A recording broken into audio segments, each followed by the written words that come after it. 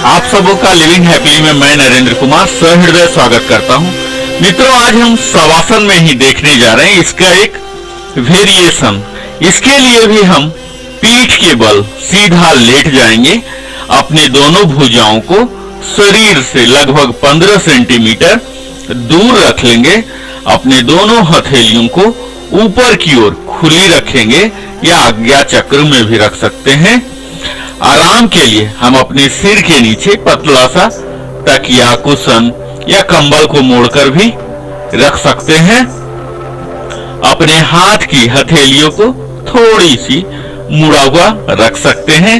अपने पंजों को आरामदायक स्थिति में एक दूसरे से थोड़ा अलग रखते हुए रखना है और अपने आंखों को बंद कर लेना है।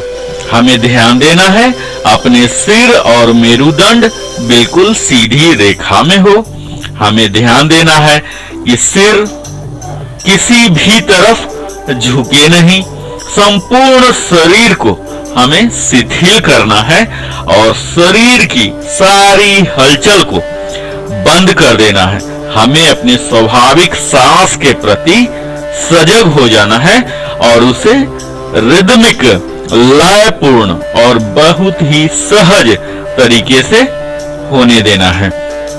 उसके बाद हमें अपने धीरे धीरे दाहिनी कलाई, कोहनी, काख, कमर का दाहिना भाग, दाहिना नितंब, दाहिनी जांघ, दाहिना घुटना, पिंडली, टखना, एड़ी और तलवे के प्रति क्रमशः सजग हो जाना है और एक एक कर उसे शिथिल करना है।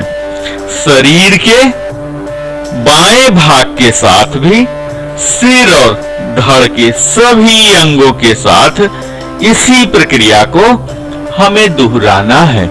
तो हम क्या कर रहे हैं मित्रों, स्लोली हम अपने बॉडी पार्ट्स को अवेयर हो रहे हैं। तो हमने अपने योगासन में अक्सर हम दाहिने साइड से शुरू करते हैं, तो हमें ध्यान देना है अपने राइट रिस्ट पर, एल्बो पर, आर्मपिट पर, राइट साइड ऑफ वेस्ट पर, राइट बटक पर, राइट थाई पर, राइट नी पर, काफ पर, हील पर, सोल ऑफ द फुट पर, इन सभी को एक एक कर हमें आराम देना है मित्रों। और इस दौरान हमें ध्यान देना है, यह सुनिश्चित करना है कि शरीर का प्रत्येक अंग शिथिल हो रहा है और हमें यह भी अनुभव करना है कि प्रत्येक अंग जमीन में विलीन हो रहा है। इस प्रक्रिया को हम 2 से 4 बार दोहरा सकते हैं, जिससे कि हमारी सभी तनाव दूर हो जाएगी। आइए मित्रों, इसी को हम बाईं ओर से आप हमारे साथ कीजिए।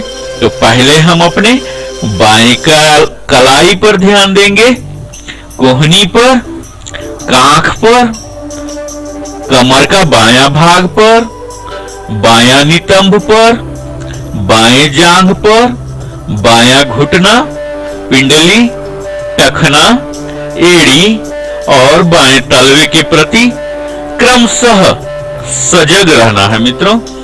एक एक कर उन्हें शिथिल करना है। इसी तरह से हम 2 से 4 बार अपने समय की उपलब्धता के अनुसार कर सकते हैं। मित्रों, अगर हम इसके अधिकतम लाभ चाहते हैं तो इसके लिए हमें दिन भर के कार्यों के थकान के बाद, हम ऑफिस, बिजनेस, अलग अलग तरह के काम के बाद आते हैं, शाम में थकान काफी महसूस करते हैं, तो हम उसके बाद भी कर सकते हैं और सोने के ठीक पहले इसे हम कर सकते हैं, ताकि इसके हम अधिकतम लाभ उठा सके। तो मित्रों, आज आपने देखा यह शवासन, जिसे मृतासन भी कहते हैं, और मुझे उम्मीद है आपने हमारे पिछले सेशन को भी देखा होगा जो एक अलग वेरिएंट को डील करता है, इसके भी सब लाभ उसी तरह से हैं। इसके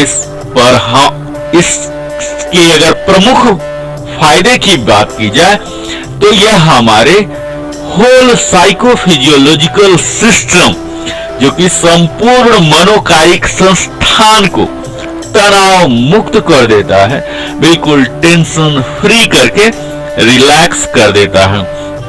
इसकी अभ्यास हम सोने से पहले कर सकते हैं या आप आसन के अभ्यास के पहले भी कर सकते हैं, बीच में भी कर सकते हैं और अंत में भी कर सकते हैं। तो इस शवासन के साथ हमें कई तरह की छूट है, विशेषकर जब हम डायनामिक एक्सरसाइजेज या डायनामिक योगासन करते हैं, जैसे सूर्य नमस्कार, इसके बाद कर सकते हैं आप मित्रों।